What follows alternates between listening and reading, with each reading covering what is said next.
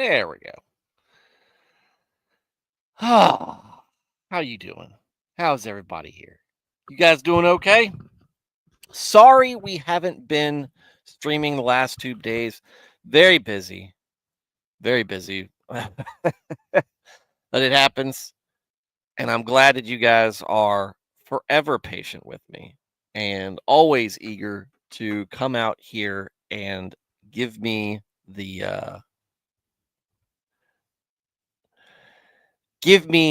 the community that I so love each and every night. I turn on the stream, guys.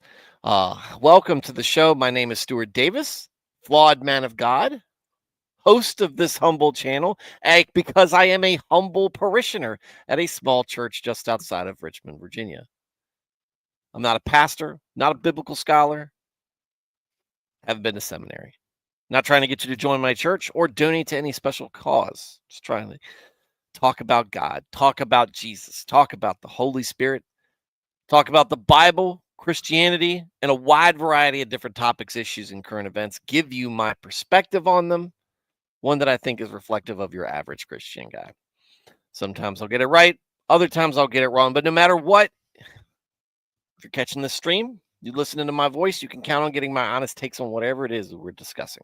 So if you are somebody who is new to Christianity, or you are at that point where you want to take the next step in faith, in belief, maybe go to church, maybe look at getting baptized, maybe joining a small group or Bible study or something like that, but you're being held back because you're nervous, you're worried, internal pressures, external pressures, the internal stuff, anxiety, worry, what comes, all the stuff, all the doubt that seeps in about putting your trust in faith, putting your trust in church, in the Bible, in God, because you're worried somebody's going to take advantage of you. And it's understandable. It's understandable to feel that way. But while we should all be open with you, is that people can and will let you down. God will not. And since we have the inerrancy of Scripture along with us to read, you can worry, you can stand firm on that. And the external factors, it's society, right? We live in a society.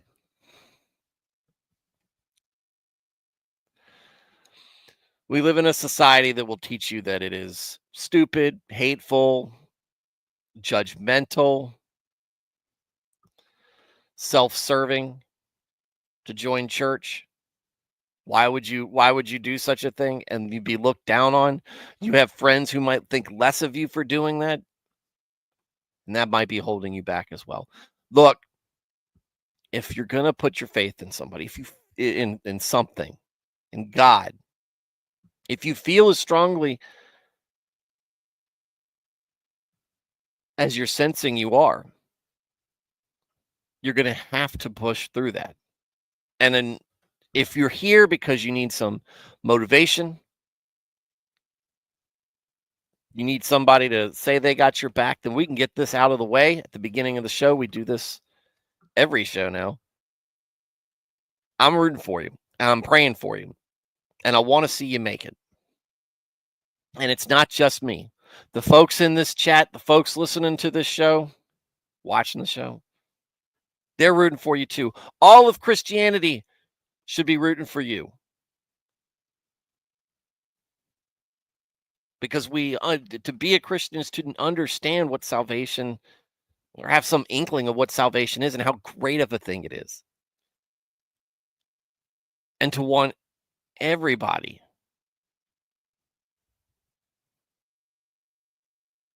to throw away their sins, accept Christ, and be given a place in heaven. And that includes you. And every soul saved is a battle won, and the heavenly host rejoices. So when you think about all those people rooting for you, don't feel alone. And I know that it's difficult because sometimes you're going to feel alone, but you're not. If we were all gone, you'd still have God. So if that's what you needed, you're going to move along, do the rest of your whatever it is you're doing, then great. I'm just glad that I was able to get that to you. Ask you to stick around, hang out with us, maybe get some insights to what it's like to hang out with some folks talking about faith. It's a very nice, relaxed, comfortable stream. You might like it. I do. Chat does. So give it a try.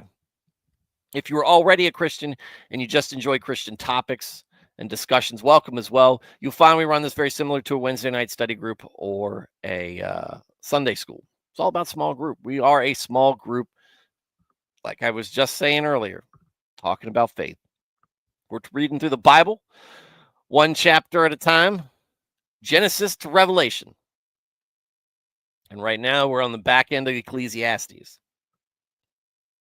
We'd like to hear your input. We'd like to hear your input, whether you are already a Christian or you're looking to become one or somewhere in between that novice and expert. Doesn't matter. Get in the chat. We're a small enough group that if you put something in that box, I'll read it and respond to it. And we got a great group of folks that tune into each night in and night out. So a little out of practice on my introductions. But seriously, talk about what's on your mind. What do you agree with or disagree with? Where am I right or wrong? What unique insight, perspective, or experience do you have that perhaps we haven't discussed? Or maybe you want to add into something somebody else said. Share your opinion. Ask questions. I can't promise I'm going to have the answer, but we can at least talk about your questions. And with that said, it's Wednesday. Woo! Man, missed the first couple of days. Just busy with work and busy with taxes.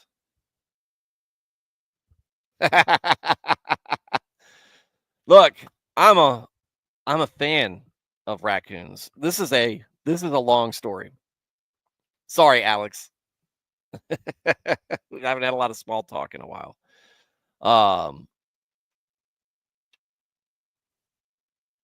If they're stealing your newspaper, you got some pretty smart raccoons. But I used to have as my profile picture on my Facebook was a raccoon. It was Rocket from Guardians of the Galaxy, because I thought he was hilarious. Grow up, there's raccoons all over the place here, constantly getting into the chicken coop. My father-in-law and his brother, they hunt them all the time. Bred redbone coonhounds, and they're just really bright and intelligent beings. They're hilarious. So, but they can also be pests. So, best way to get rid of them, if you've got them and they are being a pest, is to shoot them. That's no better way to do it.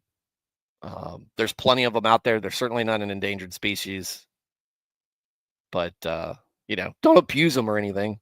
Don't do anything weird. Don't do anything that serial killers do,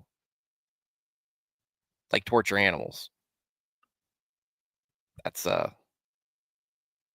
a good thing, right? I've never eaten raccoon. I don't know anybody who has, or nobody's told me, so I don't know. I don't know how it tastes. Rabbit, squirrel, deer, all good.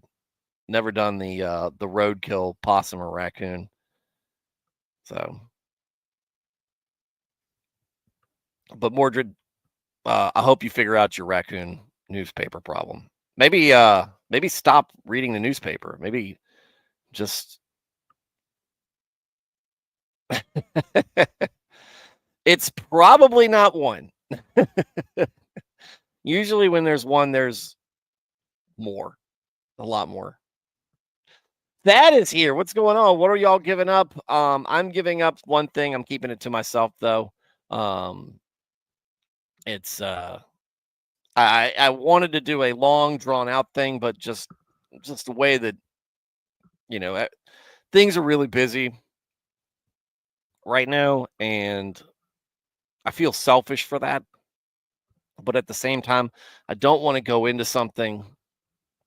I don't want to tell God I'm going to do something that I'm going to ultimately maybe absentmindedly break. So, and the fasting thing really got to me last year, like the fasting on food. Next year, I want to do it. I really want to do it right and, get the whole ins and out on how it's supposed to work.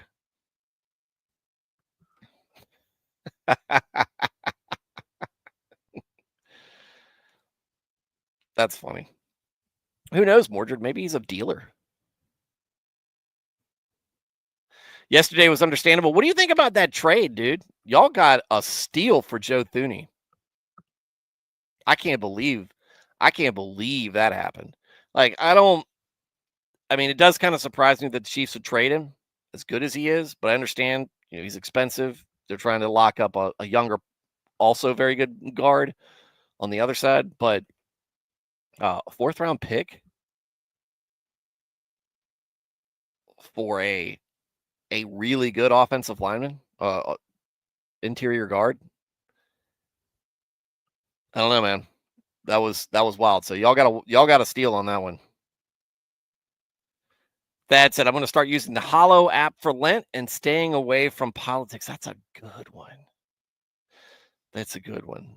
So just mute us if we ever get into political talk, because I'm not going to go into details on the politics, but last night was hilarious. Last night's address had me dying, and seeing the seething that was going on the other side was funny. But that's a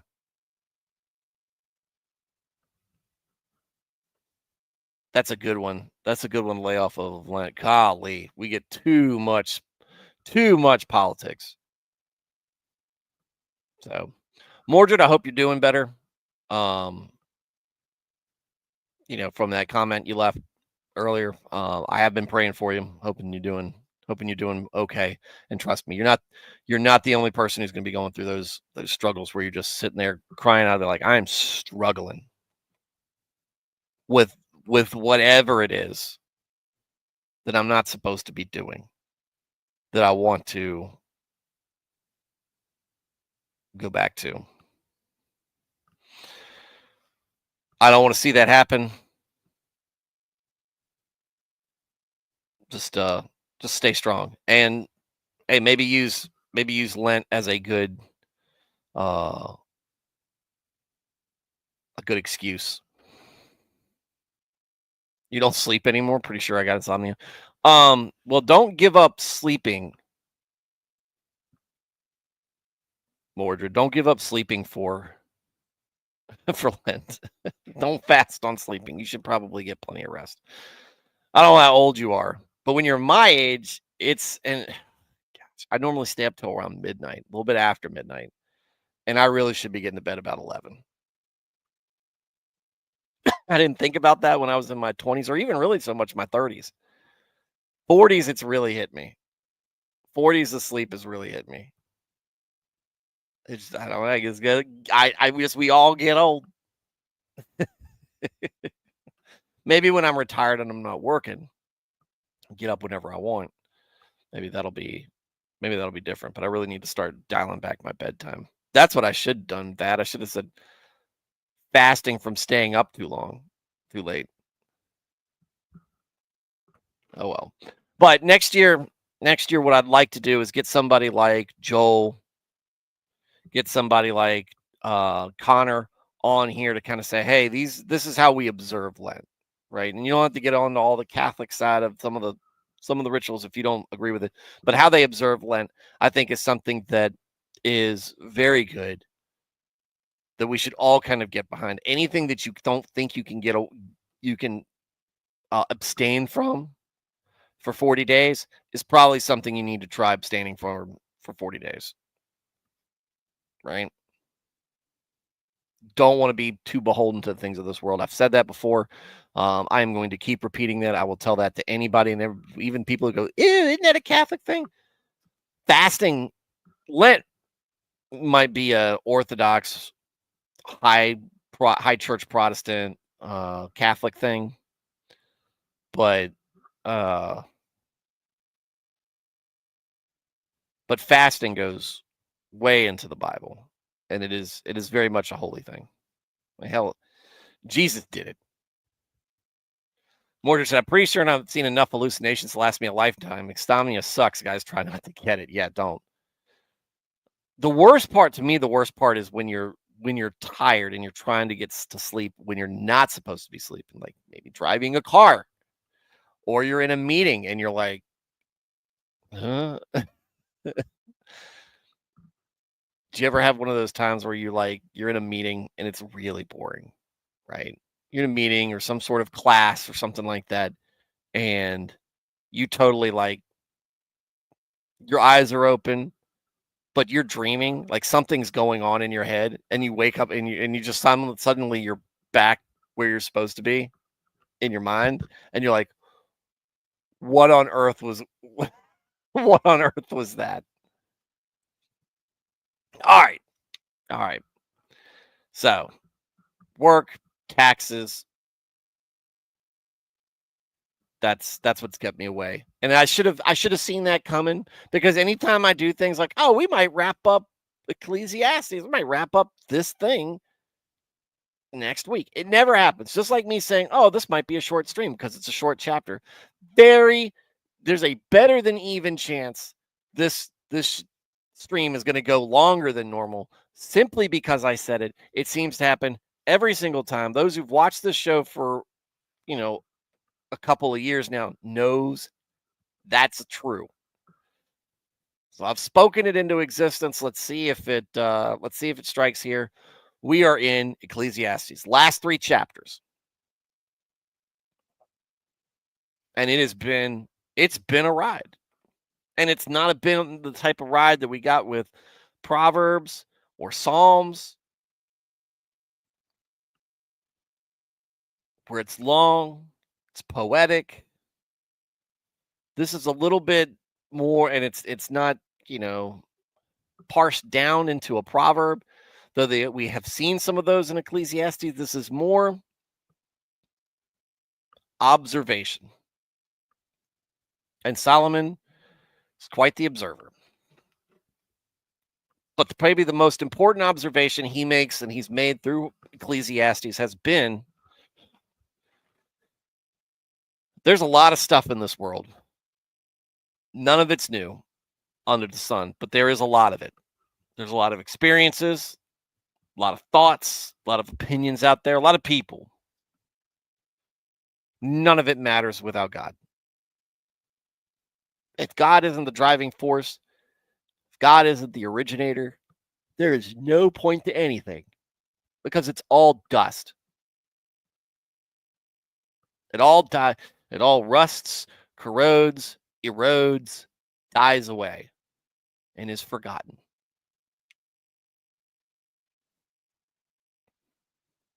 Old Earth Christians, how many people remember the dinosaurs?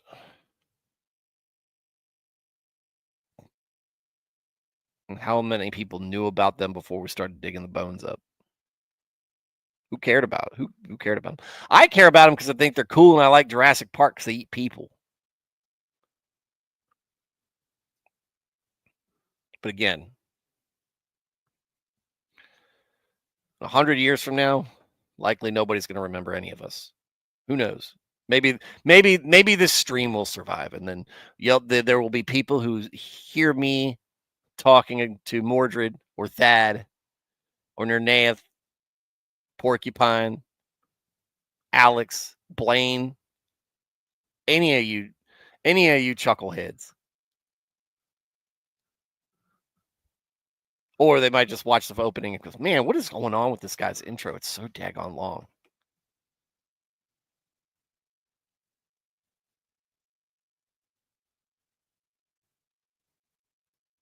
Has anyone dealt with the kind of people who love talking like they're wise, but all they do is say big words and quote Hallmark cards? It's pretty much every wise man today. Oh, yeah.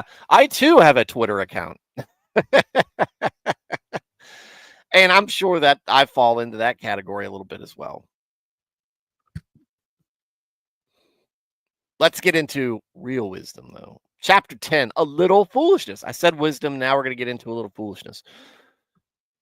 Dead flies make the oil of the perfumer give off a foul odor. So a little foolishness in one who is esteemed outweighs wisdom and honor. Wise man's heart turns him toward the right, which is the way of blessing. But a fool's heart turns him toward the left, which is the way of condemnation. Even when a fool walks along the road, his common sense and good judgment fail him, and he demonstrates to everyone that he is a fool. If the temper of the ruler rises against you, do not leave your post showing resistance, because composure and calmness prevent great offenses. There is an evil. Well, let's stop there. Let's parse this out. All right. So inside me, there are two wolves. No. There are times where I am serious and I am thoughtful and, pretty contemplative. Maybe I come off as this guy Mordred's talking about, right? There are other times where I am an absolute goober. I am goofy as hell. I love laughing. I love mischief and mayhem. Not the kind that hurts anybody, obviously, but the kind that, gets a laugh. That sometimes, and I'm not afraid to be the butt of a joke. I'm not. And so this first few passages really, really hit home for me. I can be very self-deprecating at times, especially in my humor, because if you've got a joke about me, I will run with the gag.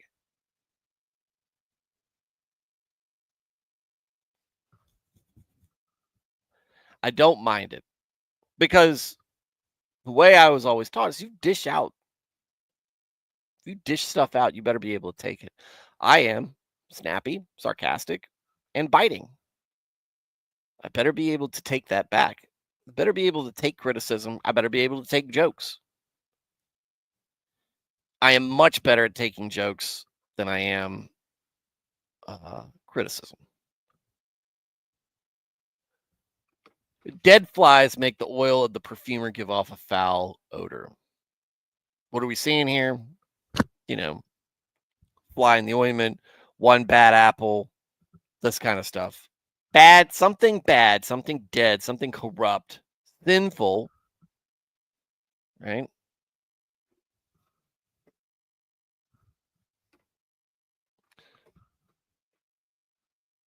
Something simple. Sorry, I gotta talk to my son in a minute. Something sinful and something good, nice, makes it seem pretty bad. It's like a lot of people like to use the demonstration of they've got the pitcher of purified water and they've got the eyedropper of water they got out of the toilet, and they drop it in there. Or they put a drop of the toilet water in there, and they said, "Would you drink it now?" It's kind of that's in this case, that's what it's illustrating, right? So a little foolishness in one who's esteemed outweighs wisdom and honor. And this is like, so this is kind of one of those things where if you act foolish, even a little foolish, and people think that you are foolish, or people might think that you are foolish, and it might take away from a reputation of someone who is regarded as wise, or might be regarded as wise and knowledgeable. People aren't going to listening to you, or people aren't going to listen to you because it's like, yeah, he seems serious some of the times, but sometimes he's acting like a complete jackass, right? And so they don't take you seriously. And this is something that I deal with a little bit because of that nature. So this one's attacking me a little bit, but it's good information, and it's it's advice I should have heeded years and years ago.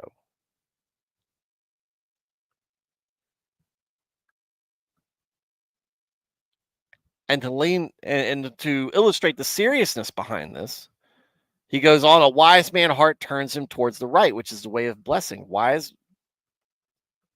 turn you to a turn you towards righteousness.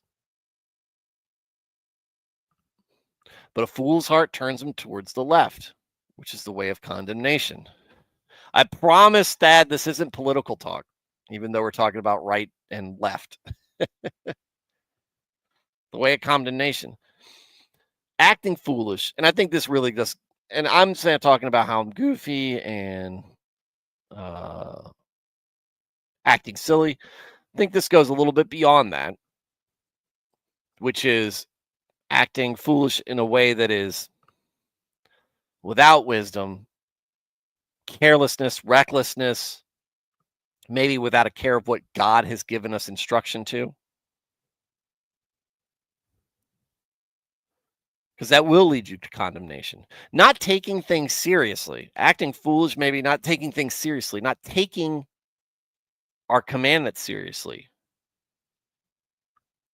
will lead you to condemnation. So you can be wise in many respects.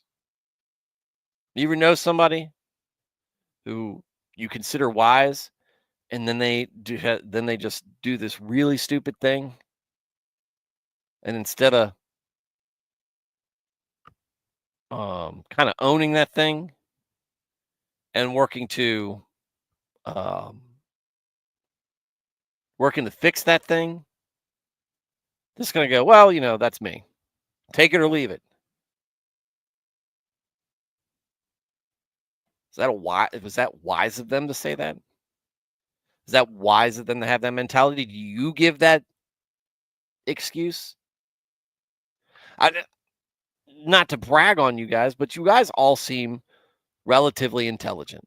Like people I have thoughtful conversations with, even if it's me talking live and you guys talking through a chat box. You guys are relatively thoughtful, and I think that you guys are pretty smart.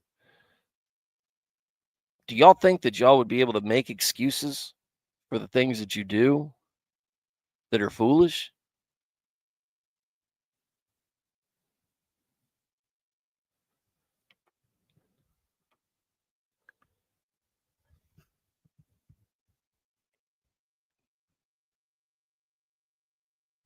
Do you think it makes it okay because you're good in other respects? That's not how it works. Dead flies make the oil of the perfumer give off a foul odor. Even when a fool walks along the road, his common sense and good judgment fail him, and he demonstrates to everyone that he is a fool. If the temper of the ruler rises against you, do not leave your post showing resistance, because composure and calmness prevent great offenses. This one sounds just kind of a little bit off topic. I feel like this belongs in its own little space right here. But this is also talking about rebellion, right? We're not supposed to take things into our own hands. Lead ourselves. God leads us. We listen. We are led. like sheep and like a shepherd to sheep, God to us, we follow. It is not on us to make our own laws. We have them. And you see what happens when we do that. We've got a legal code that is incredibly vast and confusing. God's law, while sometimes difficult to navigate and all too often hard for us to exist within the guidelines of, pretty well defined, though, in my humble opinion. Composure and calmness prevent great offenses. Don't quit because the ruler's angry with you. Don't leave in protest. Be someone who keeps their composure, still does what they're supposed to do, because that's our duty. All right, I'm going to go tuck my son in, and I'm going to put on our favorite playlist, and I'll be back in a couple of minutes. Let's go to a different one.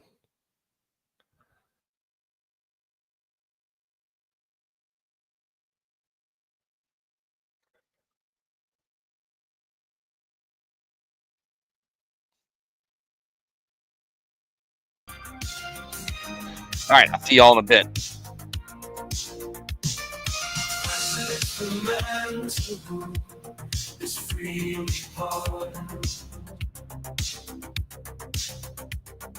All the transgression we have done, the sin is covered. Blessed is the man to whom the Lord imputeth us, and in whose spirit there is no doubt, no fraud is found therein. When I gave refrain my speech, and silent was my tongue,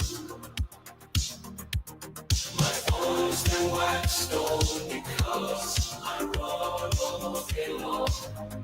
For upon me both day and night thy hand did heavy lie, so that my strength is in somewhat drought thereby.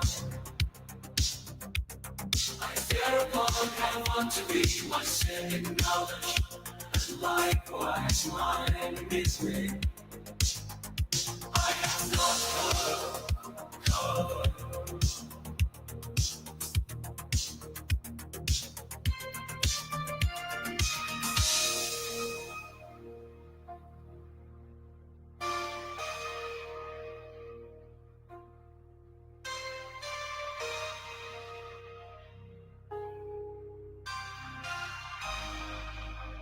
I will confess unto the Lord my trespasses, said I, and of my sin thou free didst forgive the iniquity.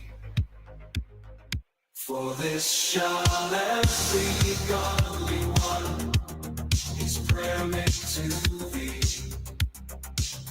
In such a time he shall be seen, as found thou mayest be. Surely when floods of waters break to swell up to the brim, he shall not overwhelm his soul, no one's come near to him.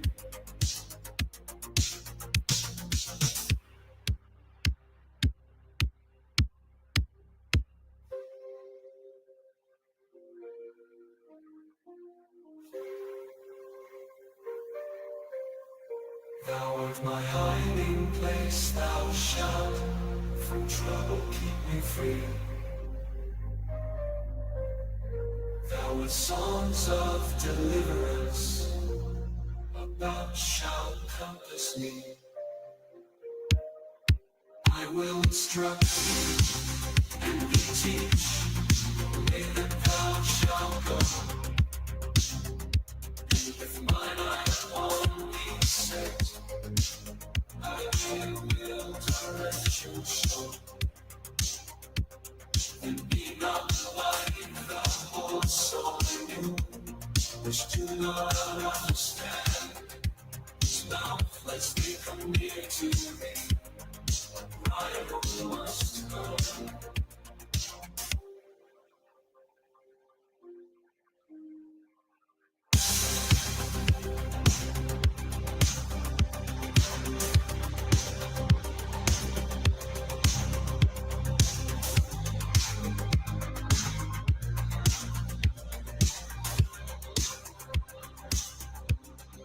Into the land of wickedness, his sorrow shall bow.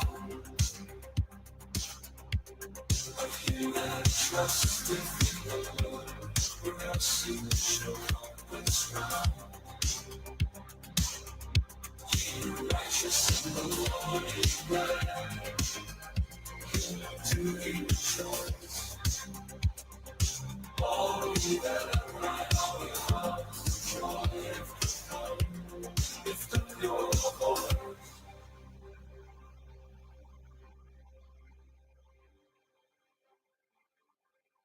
About shall compass me.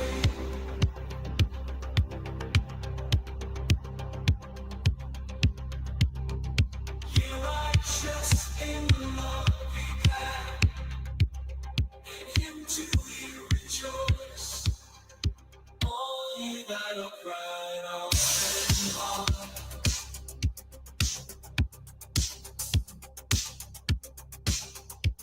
joy lift up your voice.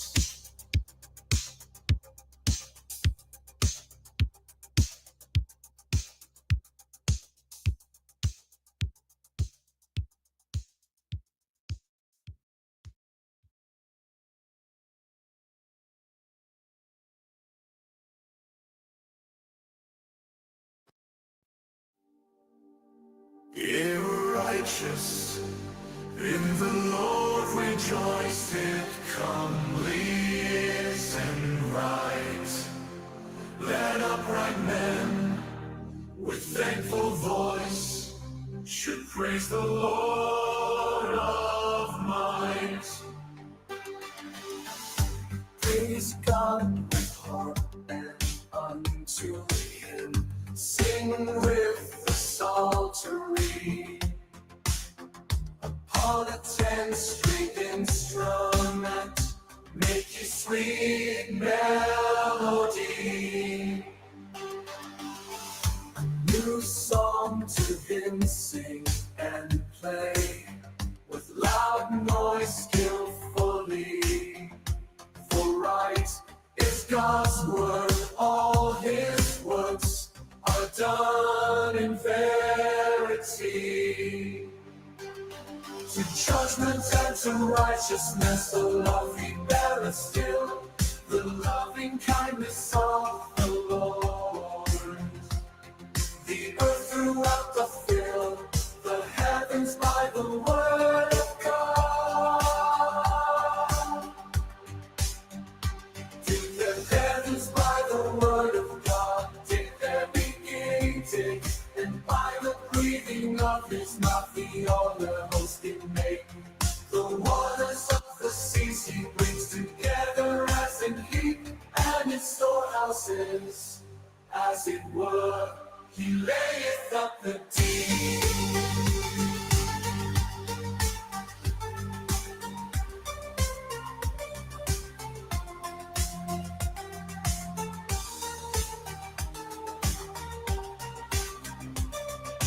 Let earth and all that live therein with reverence fear the Lord.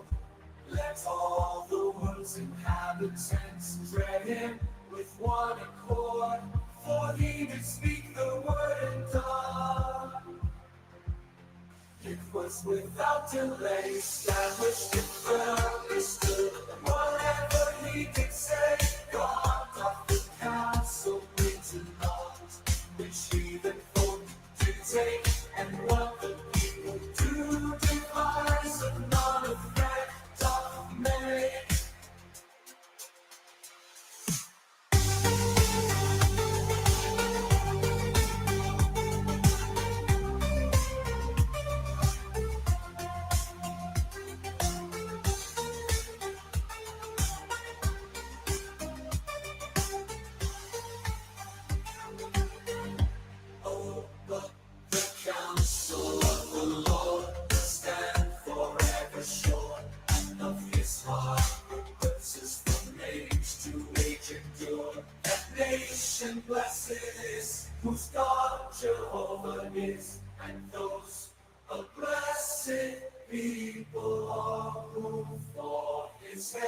stage he chose the Lord from Right. Let's pull the Ecclesiastes back up. All right, back into it. There's a great evil I have seen under the sun, like an error which proceeds from the ruler. Folly is set in many exalted places and in great dignity, while the rich sit in humble places. I have seen slaves riding on horses and princes walking like slaves on the ground. Do you think he's talking about material wealth in that aspect? Not me.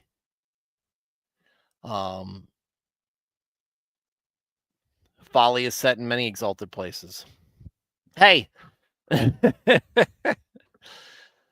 makes it difficult, but I know you said you're not going to cut off all politics, right? You're just annoying. But as an example, what we see going on in Washington, what we see going on in capitals across the globe, governments throughout the world, we see corruption, and foolishness, and there's guile, but so much it's self-serving. It's just self-serving behavior. It's just power to enrich themselves, and very little for us as constituents or citizens, or however that nation defines its people.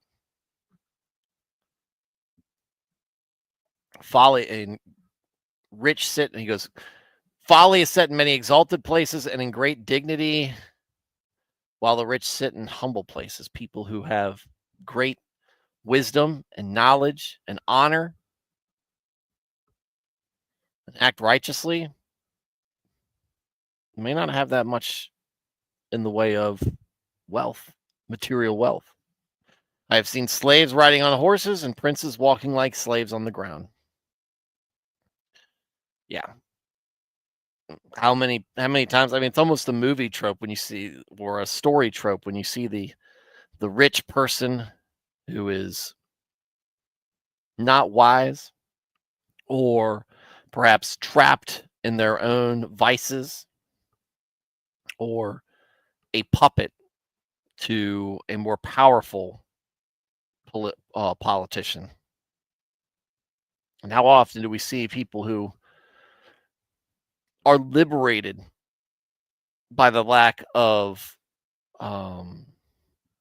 desire for power or wealth or fame, that they are happy and wise in their life with very little? Who's the real blessed one when comparing those two? He who digs a pit for others may fall into it, and a serpent may bite him who breaks through a stone wall. He who quarries stones may be hurt with them, and he who splits logs may be endangered by them. If the axe is dull and he does not sharpen its edge, then he must exert more strength. But wisdom to sharpen the axe helps him succeed with less effort. If the serpent bites before being charmed, then there is no profit for the charmer. The words of a wise man's mouth are gracious and win him favor, but the lips of a fool consume him. The beginning of his talking is foolishness, and the end of his talk is wicked madness. Yet the fool multiplies words, though no man knows what will happen, and who can tell him what will come after he is gone? The labor of a fool so wearies him because he is ignorant that he does not even know how to go to a city.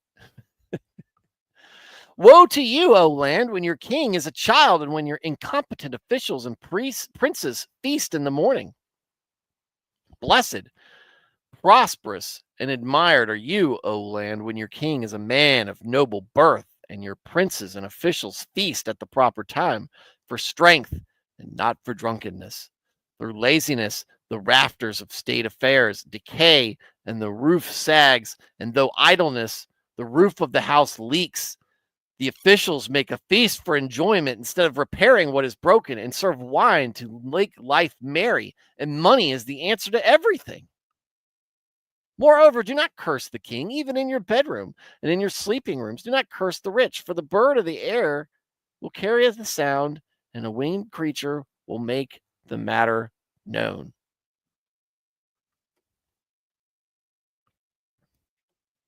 There you go. You digs a pit for others, you may fall into it. Might be caught by your own trap. Serpent may bite him who breaks through a stone wall. Don't understand that one as much, except for maybe snakes in the walls. Snakes on a plane, snakes in walls.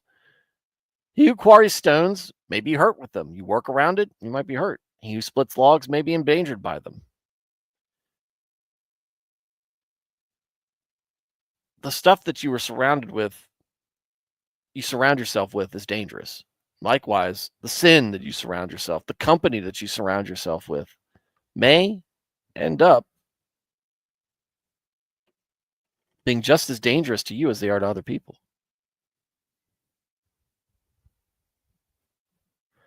Your scheming and your vice is dangerous. If the axe is dull and does not sharpen its edge, you must exert more strength. Work smarter, not harder. Wisdom to sharpen the axe helps them succeed with less effort. Somebody needs to make this a mantra for being in the military. Promise you guys.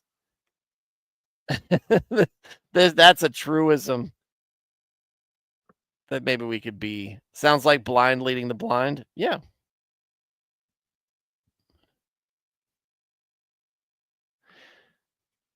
Serpent bites before being charmed. I don't know anything about snake charming, but it goes on. The words of a wise man's mouth are gracious and win him favor, but the lips of a fool consume him. You talk yourself right into trouble if you are foolish. You don't know what you're talking about. Best part of, if you're trying to convince somebody you are knowledgeable about something, is to talk less about it. Don't give them the avalanche of BS, because anybody with so the story I have with this is back around 2016, I bought a Ducati Monster. It was a 2007 S4RS. Thing was fast. I love it. It's the fastest bike I've ever had, but it was also the most broken bike I ever had. But I didn't have any problems with it at first. Though I did have some a scheduled service coming up, and I noticed that the clutch wasn't engaging at times, which is kind of important. I felt I wasn't getting any pressure on the clutch handle. And so decided to take it to this place. Name was Richmond Superbike. And the guy in there, it was the place that the owner before me used to take the bike. So I brought it in there, told the guy what I had, and said, hey, I want to just schedule service. And he talked to me about how he was the only person between here and Winchester who knew how to work on these motorcycles, that nobody else knew what they were doing because they were so complicated and so unique and everything and all the stuff you could. And he's and I'm sitting there going, I don't respond to that. That's not, don't try to tell me how much you know more than other people. Just tell me what you know. But he was the only person around in the area advertising working on Ducatis. It was just service, and it seemed like a simple clutch job. So I dropped it off. Got the bike back after 2 or 3 weeks. They always say that. Yeah, no. Got the bike back after 2 or 3 weeks, and the bike wouldn't start. And he goes, oh, yeah, the valves look good, blah, blah, blah, blah. And then I said, hey, I can't get your bike started. I was like, well, it started when I got there because I drove it to you.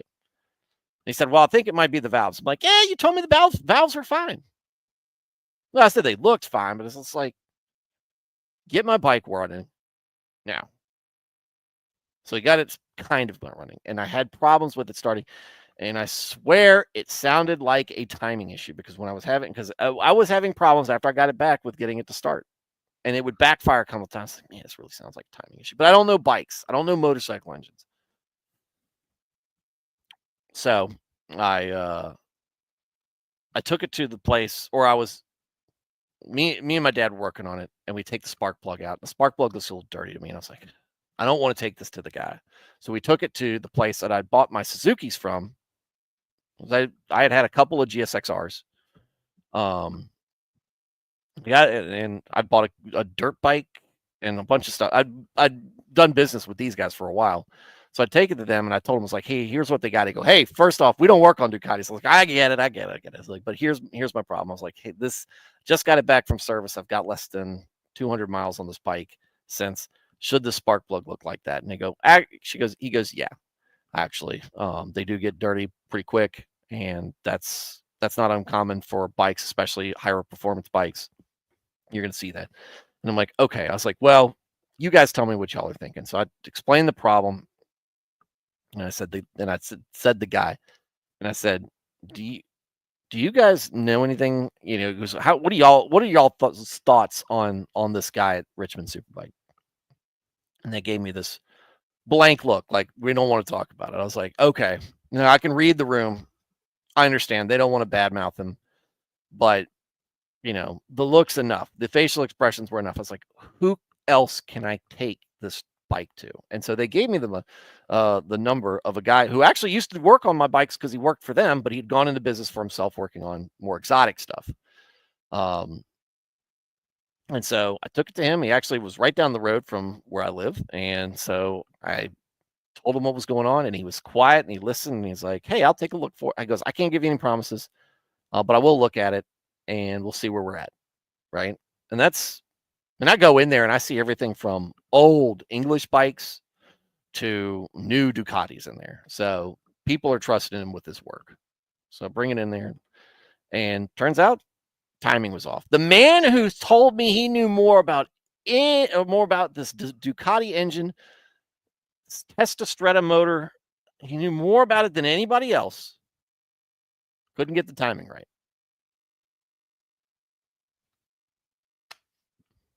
And he never fixed the clutch issue. It ended up being a bad bleeder valve. I fixed that myself. So that's I hate that. And I hate that. And I hate when people try to. It's the same thing that I kind of talked about when Connor was on here, and his content on Instagram versus other content on Instagram.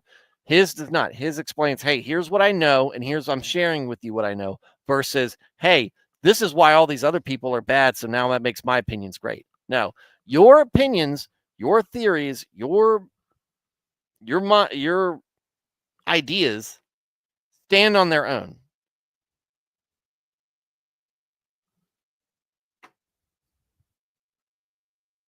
And if they don't, if they require you to push somebody else, then they're weak. And they're not worth listening to. Lips of a fool consume him. You literally talk yourself into trouble. The beginning of his talking, this foolishness, and the end of his talk is wicked madness. Yet the fool multiplies words, though no man knows what will happen, and who can tell him what will come after he is gone. The labor of a fool so wearies him because he is ignorant that he does not even know how to go to a city. I don't know. I don't get the part where they're so dumb they don't know how to get to the city. But I guess that, they're so tired they don't know where they're at or what they're doing. And again, it goes back to the thing is kind of how we talk about lazy people. If lazy people put as much effort into avoiding work as they do in doing the work, they wouldn't need to be lazy, or they would be more able to be lazy because they would have gotten the work done. I tell that to my kids. I told them the other day, I was like, hey, the den was a disaster when I got here last night. I took 5 minutes and it looks much better. If y'all guys spend more than 5 minutes arguing about cleaning up and bickering with each other when you're both supposed to be working on it, y'all would be, if y'all spent 5 minutes caring about how the area around you, this place would be immaculate. Woe to you, O land, when your king is a child and when your incompetent officials and princes feast in the morning. And basically saying if you have got foolish, naive, given to debauchery, leadership in government, that's not a good place to be. Blessed, prosperous, and admired are you, O land, when your king is a man of noble birth and your princes and officials feast at the proper time for strength and not for drunkenness.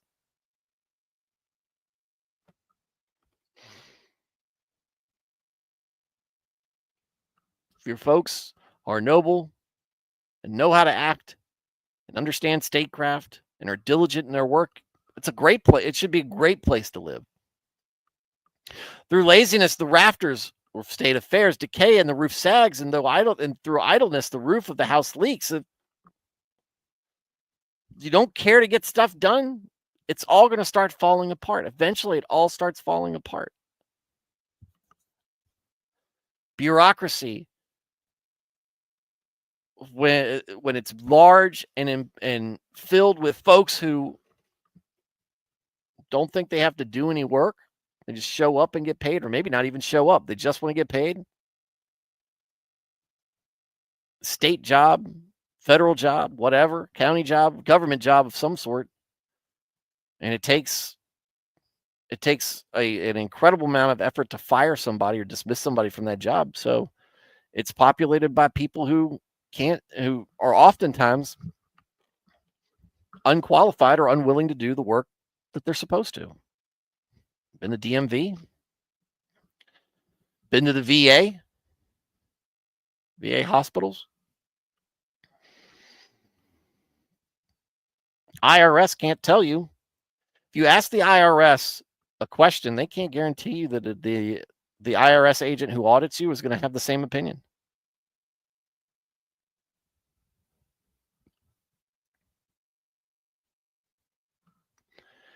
It's incredible what you see when there's little incentive or there's little consequence for poor work. The officials make a feast for enjoyment instead of repairing what is broken, and serve wine to make life merry, and money is the answer to everything. Moreover, do not curse the king, even in your bedroom or even in your sleeping rooms. Do not curse the rich, for the bird of the air, your cell phone, will carry the sound, and a winged creature will make the matter known. Everybody's listening. All right. So what do we wrap this up in? Foolishness is not limited by any means to the poor or the uneducated. And also, wisdom is not exclusive to the rich, educated, and privileged. It is, you will find both among all the economic classes. But the most troublesome is when it is in your government. So you need to be watchful of that. And to be honest with you guys, we haven't been for a very long time. And the government we have is the one that we've earned. And since we're part of that government, because we vote on these, we vote, we participate, or we choose not to participate. We are responsible for the fact that the roof is sagging and the house leaks and what's broken has not been repaired. Now, we'll see with the current administration how that goes. We're just over a month in. But it needs to be a culture change for us. We need to have wisdom. We need to run things better. And so there you have it. So Thad and Mordred and Alex, I think y'all the only folks who were in the chat tonight, but glad to see you guys. Glad to see you guys in there. Always appreciative of everything that you guys have to say. I like having these conversations with you. Good or bad conversations. It's always nice to talk to people, I feel like, who are, for the most part, on the same wavelength as me. But I don't want it to be an echo chamber. Just all like-minded. We just like-minded individuals hanging out. To everybody who is catching this, who is listening to this and not part of the chat, you either can't or don't want to be part of the chat. It's okay. I encourage you to be part of the chat, but really I just understand that maybe you don't want to, or maybe you're not able to.